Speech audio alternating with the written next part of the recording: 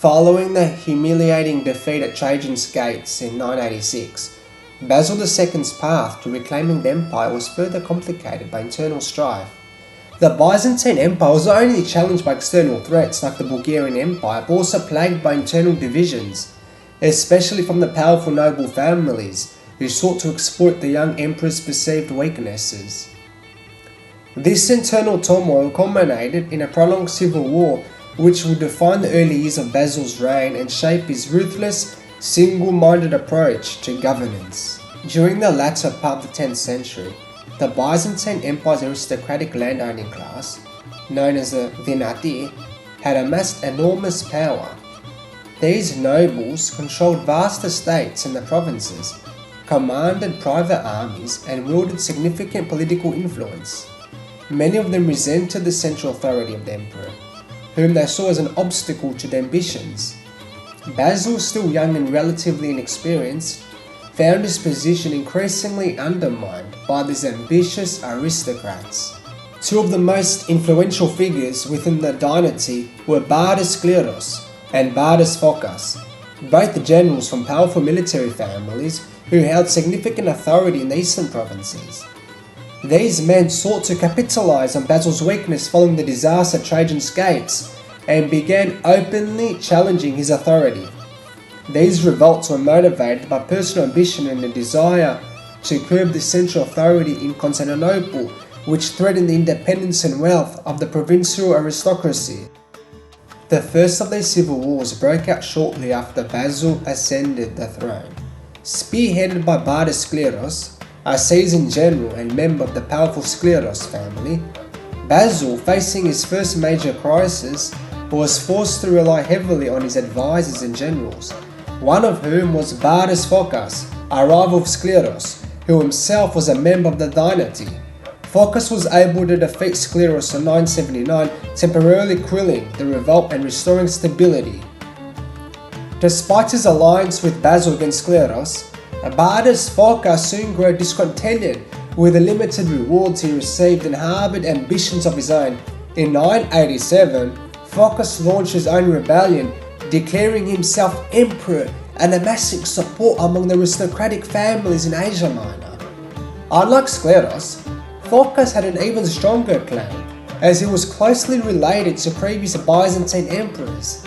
The fact that a second major revolt had erupted so soon after the first illustrated the deep divisions within the Byzantine ruling class and Basil's tenuous hold on power. Phocas' revolt was well organized and posed a significant threat to Basil's reign. Phocas was able to seize control of several key fortresses in Asia Minor, and his forces grew rapidly. Basil faced a dire situation, with much of the Eastern Empire under the control of rebel forces. The conflict with Phocas was further complicated by Skleros, who had been exiled but saw Phocas' revolt as an opportunity to reassert his own claim to the throne. Skleros returned from exile and joined forces with Phocas, intensifying the crisis.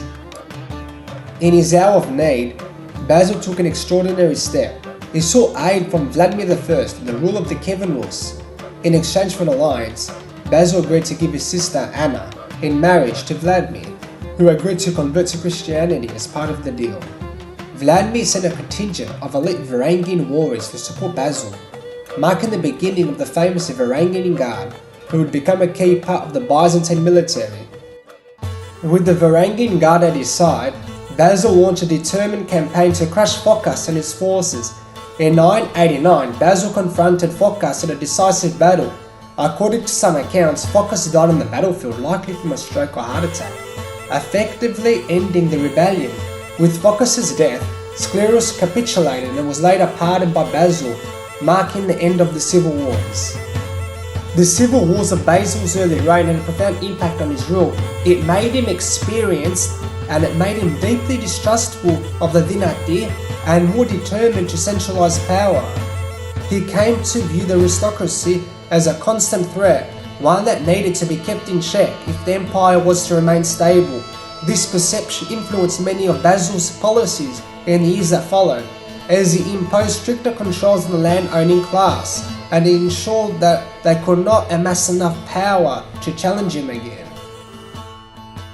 With the internal threats neutralized, Basil was able to redirect his attention to the Bulgarian threat.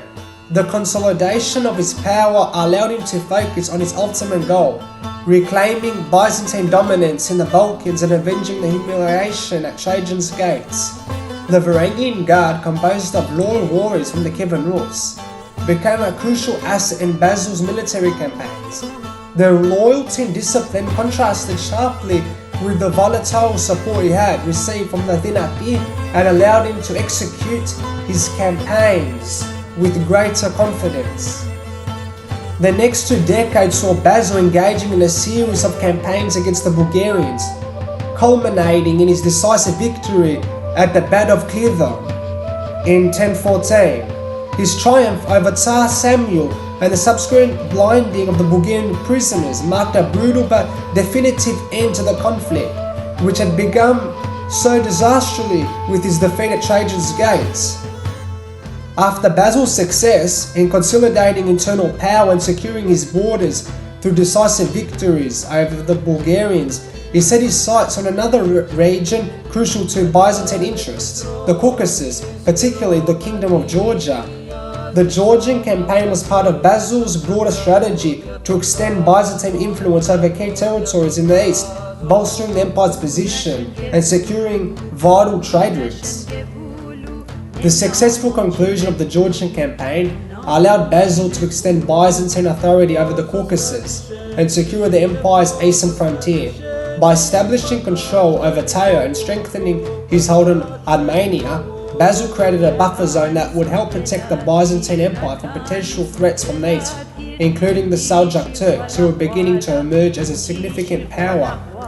In conclusion, Basil II's reign stands as one of the most formidable in Byzantine history, marked by immense military success, territorial expansion, and the solidification of imperial authority. Known as the Bulgar Slayer, he decisively ended the long-standing conflict with Bulgaria, establishing Byzantine control over the Balkans and reinforcing the empire's dominance in the region. Basil's policies in administration and the military secured stability and unity in the empire, allowing it to thrive economically and culturally. His focus on strengthening the central government minimized the power of the nobility and helped maintain control over the empire's extensive lands.